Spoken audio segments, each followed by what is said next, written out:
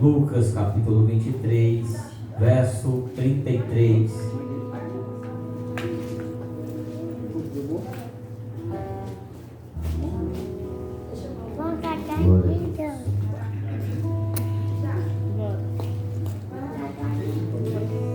Glória a Deus. Lucas capítulo 23,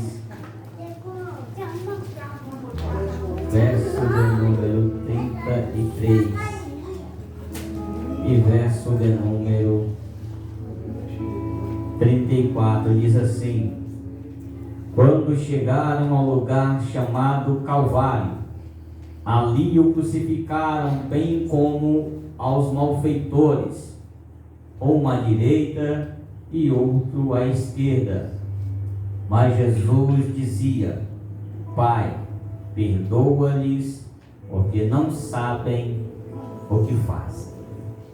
Esse é o texto lido, meus irmãos, que nós iremos de tomar por base para trazer uma palavra a parte do nosso Senhor aos nossos corações. O texto em que nós lemos e aonde nós iremos tomar por base para trazer uma rápida palavra do Senhor aos nossos corações é um dos textos bastante conhecido dos leitores, é um dos textos bastante conhecido daqueles que apreciam e se deleitam na palavra do nosso Senhor. O texto se encontra no Evangelho de Jesus Cristo, na qual escrevera o evangelista Lucas. Lucas, no capítulo de número 23, Lucas ele vai trazer os últimos instantes de Jesus antes da crucificação. Quando nós lemos o Evangelho de Lucas, no capítulo 23, de uma maneira mais detalhada, nós aprendemos algumas lições e algumas coisas que vão acontecer antes da crucificação do nosso Senhor Jesus. Quando nós vemos Lucas, logo no primeiro verso, nós vamos ver que vai haver ali alguém levando a Jesus para ser julgado. É interessante que quando nós paramos nesse texto, nós encontramos Pilatos perguntando a Jesus, e Jesus ele vai dizer: o Senhor está dizendo isso. Jesus está sendo acusado de causar tumulto naquela região. Jesus está sendo acusado de trazer algum tumulto, uma desavença entre aquele povo naqueles dias. Então, Jesus é levado ali a julgamento. Mas quando a Bíblia começa a trazer a trajetória depois de Pilatos dizer isso a Jesus, quando Pilatos sabe que Jesus é da região de Galileia, ele é levado até a jurisdição de Herodes. E lá, quando ele chega diante de Herodes, Herodes também, meus irmãos, é alguém bastante interessante e é parte da igreja brasileira. Quando você lê a partir do versículo número 6 ao versículo de número 12, nós vamos identificar uma igreja sobre a vida de Herodes. E que igreja é essa, pregador? Se você for atentar para o que diz o versículo 8, a Bíblia diz: quando Herodes viu Jesus, ficou muito contente. Percebam que Herodes até se alegra quando vê Jesus, que Herodes até fica contente com a presença de Jesus em seu meio. Mas é interessante que Lucas ele é bastante preciso naquilo que ele vai dizer, pois a Bíblia continua dizendo: esperava vê-lo fazer algum sinal. Esse, meus irmãos, é o retrato da igreja brasileira, por que não dizer parte da igreja brasileira, até se alegra com a presença de Jesus. Mas o interesse deles não é na pessoa de Jesus, é no que Jesus pode fazer. E a Bíblia diz que Jesus não faz nenhum milagre na presença de Herodes. E a Bíblia diz, meus irmãos, no versículo de número 11, que esse mesmo Herodes que viu a Jesus, esse mesmo Herodes, que até se alegou com a presença de Jesus, agora vai tratar Jesus com desprezo. A Bíblia diz no versículo 11: mas Herodes, juntamente com os seus soldados, tratou Jesus com desprezo, e para zombar de Jesus, mandou que os vestissem com um manto luxuoso e o devolveu a Pilatos.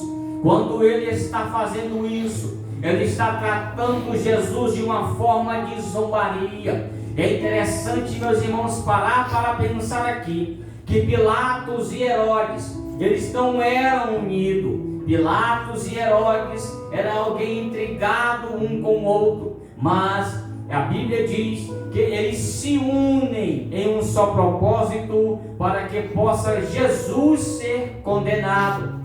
Quando nós chegamos, meus irmãos, na crucificação de Jesus, nós vamos parar para entender que quando ele chega no lugar chamado Calvário, a Bíblia diz que não só Jesus, mas pelo menos 2 malfeitores também são crucificados com o Mestre. É interessante quando você para pensar acerca do que está acontecendo ali, acerca do que está para acontecer naquele momento. Eu pareço, meus irmãos, que quando pensava nesse texto aqui, parece que o Senhor me mostrava parte da igreja, parece que o Senhor me mostrava parte da humanidade. Porque não dizer, é o retrato da humanidade, é o retrato do século 21. Permita-me nessa noite pregar sobre o seguinte tema: quem somos nós diante do Calvário? Ou quem somos nós no Calvário? No Calvário ali é um lugar de sofrimento. O Calvário representa um lugar de dor, mas também o Calvário representa um lugar de libertação. Quando Jesus está sendo crucificado, a Bíblia diz que ele tem 2 malfeitores, um à direita e o outro à esquerda. E esses 3 cruzes que está ali no Calvário representa e tipifica algo muito especial para nós. Acompanhe comigo no versículo de número 39. A Bíblia diz: um dos malfeitores crucificado blasfemava contra Jesus, dizendo: você não é o Cristo, salve a si mesmo e também a nós. Percebam que no ambiente de dor, no ambiente de sofrimento, esse malfeitor ainda vai estar interessado não na pessoa de Jesus, mas no que ele pode fazer. Esse malfeitor aqui é o retrato da minha geração. Esse malfeitor aqui, ele está representando a nossa geração. Este homem estava sentenciado à morte.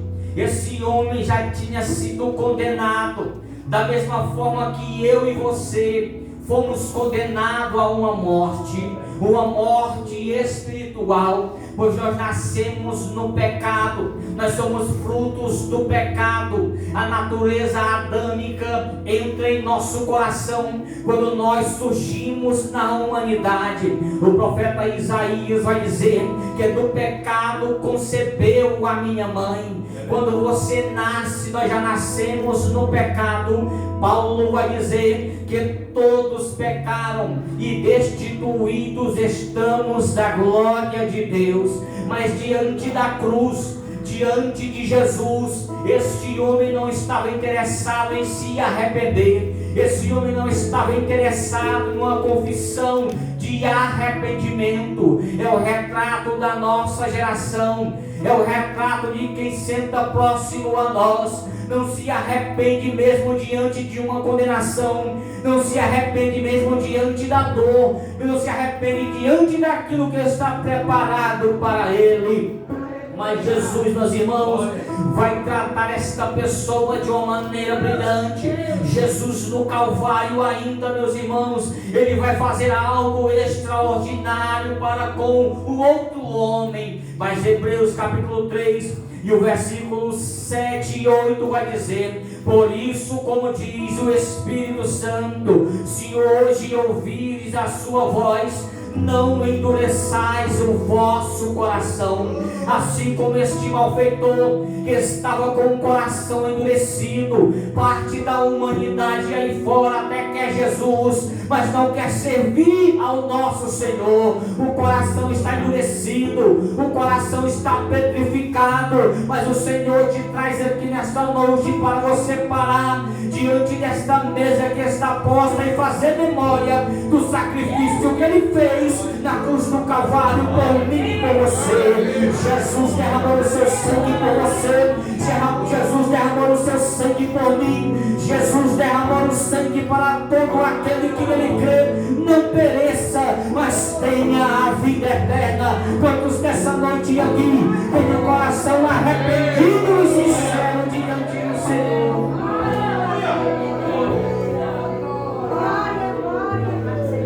A incredulidade pode nos deixar fora do reino de Deus.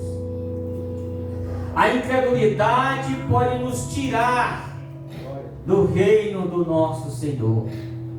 Este homem fala até com uma espécie de zombaria: você não é o Cristo?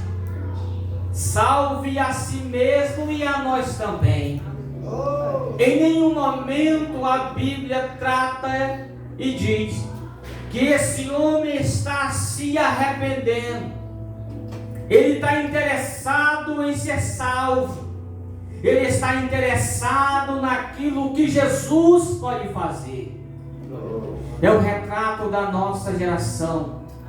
Quantos que nós conhecemos, quantos que estão próximos a nós, está interessado até em Jesus, mas não se arrepende, não quer prestar um serviço por inteiro para Ele. Meus irmãos, mas quando nós continuamos a ler e chegamos no versículo 40, a Bíblia diz: porém, o outro malfeitor repreendeu, dizendo: você nem ao menos teme a Deus, estando sobre em vossa sentença. A nossa punição é justa, porque estamos recebendo o castigo que os nossos atos merecem, mas este não faz mal nenhum. No mesmo ambiente onde está este homem, o malfeitor que estava com o coração endurecido, a Bíblia diz que existe outro malfeitor, estava também diante como ele, estava na mesma situação, estava na mesma sentença, a mesma pena de morte estava também sobre ele.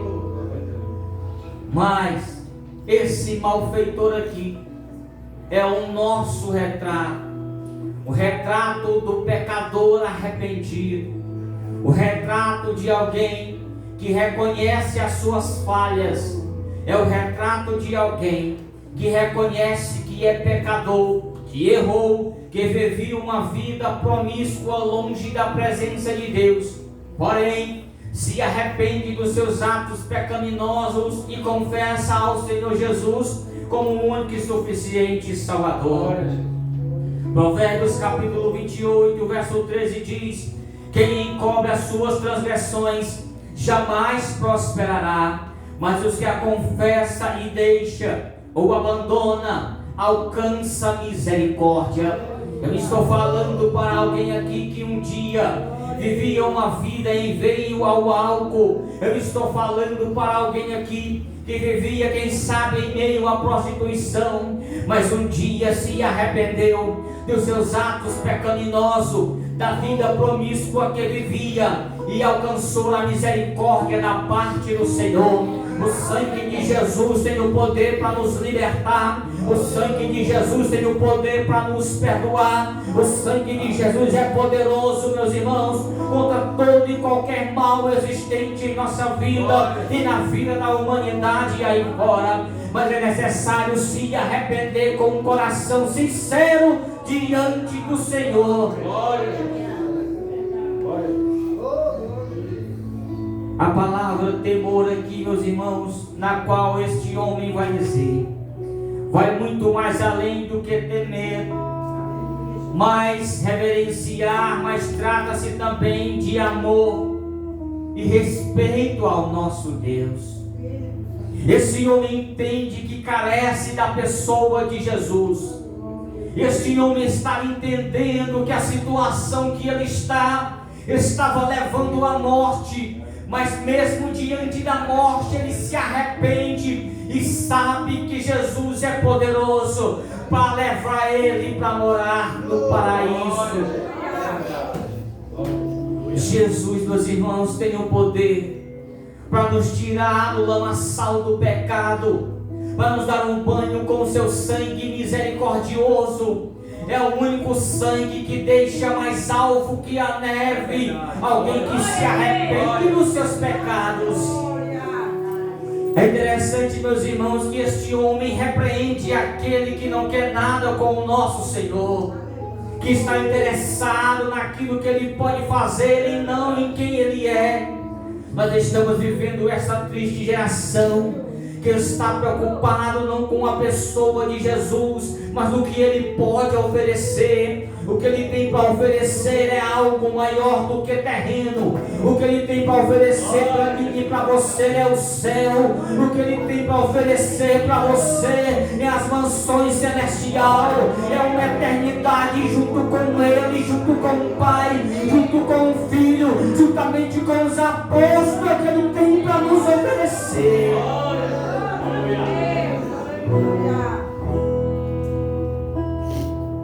A outra cruz que nós encontramos ali no Calvário é justamente a cruz de quem foi crucificado em favor de nossa vida. A outra cruz que se encontra ali, não pode ninguém fazer nada por ele. Pelo contrário, ele se esvazia da sua deidade. Ele se esvazia, isso dentro da cadeira teológica e a kenosis. Ele se esvazia da sua deidade para se fazer homem como nós. E mesmo ele sendo Deus, ele carrega todo o pecado da humanidade sobre ele.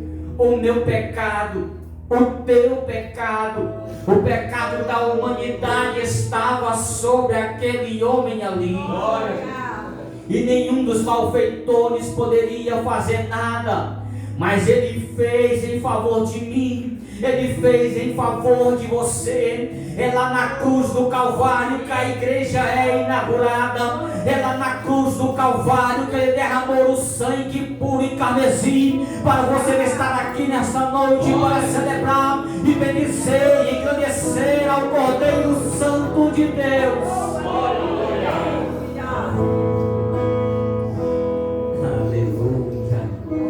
Dois eram condenados, mas um naquela cruz era inocente.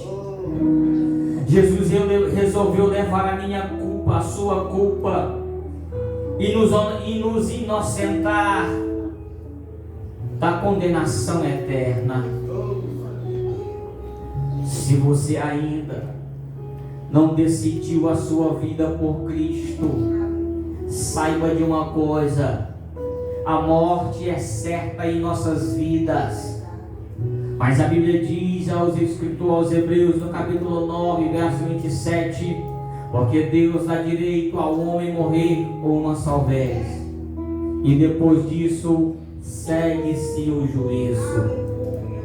Se você nasceu no ventre da sua mãe e não se arrependeu, você está correndo um sério risco de morrer duas vezes.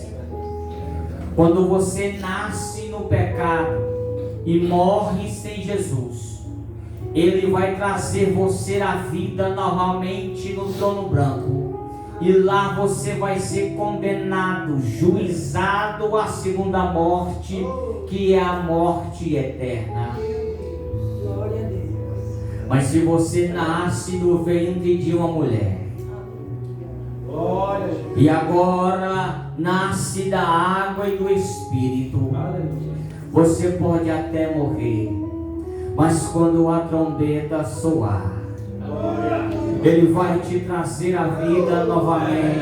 Aleluia. E não vai ser para uma condenação, vai ser para galardoar aqueles que prestaram bom serviço ao reino de Deus. É por isso que a morte não tem o poder sobre aqueles que estão em Cristo Jesus. Paulo, escrevendo aos Romanos, ele vai dizer que nenhuma condenação há para os que estão em Cristo Jesus. Quantos estão em Cristo Jesus nessa noite? Aleluia, glória ao Cordeiro Santo de Deus. A morte não tem o poder sobre a tua vida. A morte não tem o poder sobre a tua vida.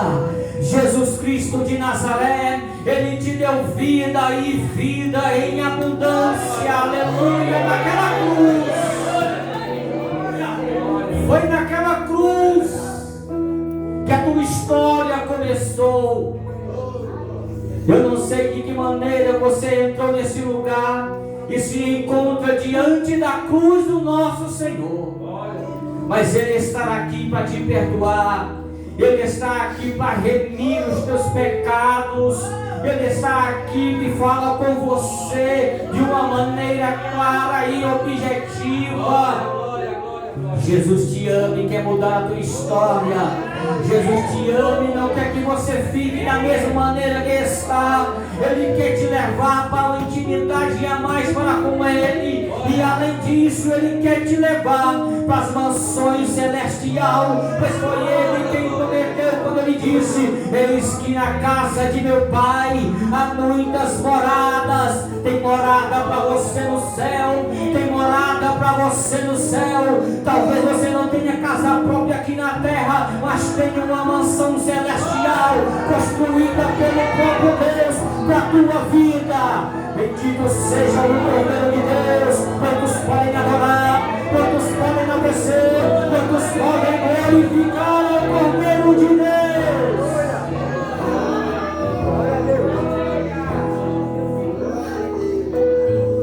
Aleluia.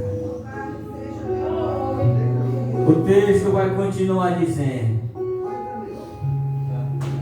já era quase meio-dia, e escurecendo-se o sol, houve trevas sobre toda a terra até as 3 horas da tarde. E o verso 45 vai dizer: e o véu do santuário se rasgou pelo meio. Então Jesus clamou em alta voz: Pai, nas tuas mãos entrego o meu espírito. E dito isso, expirou.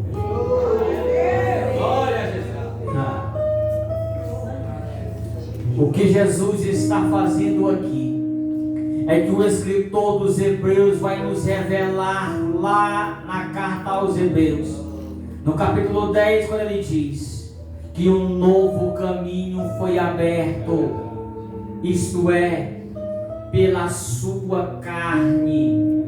Quando Jesus é açoitado, quando Jesus agora é crucificado, e quando aquela lança transpassa o nosso mestre, Ele está abrindo um caminho para que eu e você pudéssemos chegar até a presença do Pai. Caminho esse que a humanidade não poderia fazer. Caminho esse que nós pecadores jamais poderíamos fazer. Mas foi através do seu corpo, isto é, da sua carne, que foi dilacerada na cruz do Calvário, que Ele abriu o caminho para nos encontrarmos com o nosso Senhor. Ele diz: Eloi, Eloi, lama sabachthani. Entenderestai, a palavra no grego que ele vai dizer: está consumado, está pago. a dívida que você tinha, Ele pagou na cruz do Calvário. A condenação que era para você, Ele levou sobre si, e isso é motivo de glorificarmos ao nosso Senhor e servirmos com o nosso coração. O que era seu e o que estava preparado para mim era a condenação eterna, mas Ele se fez maldito na cruz para que pudéssemos estar aqui a engrandecer o seu santo nome.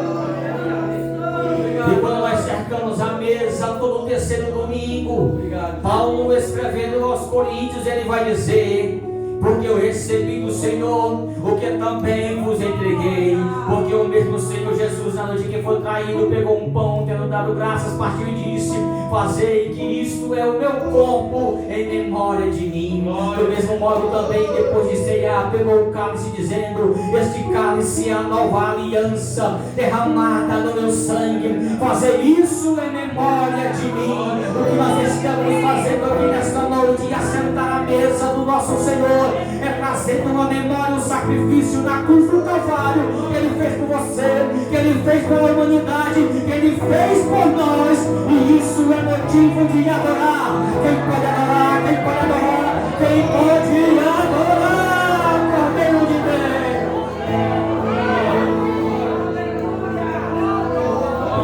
Aleluia, aleluia, aleluia. Ora bacandarai, ora suri bicandarava suria, ai andarabas, tu que mandarabas, se na glória cantorama sai e condorama e açúcar mandarabas, oi macho que mandarás. Ele ainda vai dizer: fazer isso até que eu venha. Ele prometeu, Ele vai voltar. Querendo o inferno acreditar ou não, Ele vai voltar. Querendo a mídia televisiva acreditar ou não, mas Ele vai voltar. Ele vai voltar. Ele vai voltar. Um pouquinho de tempo, a trombeta vai soar, e nós iremos se encontrar com Ele. Quantos vão se encontrar? Só quem vai se encontrar levanta a mão para adorar, porque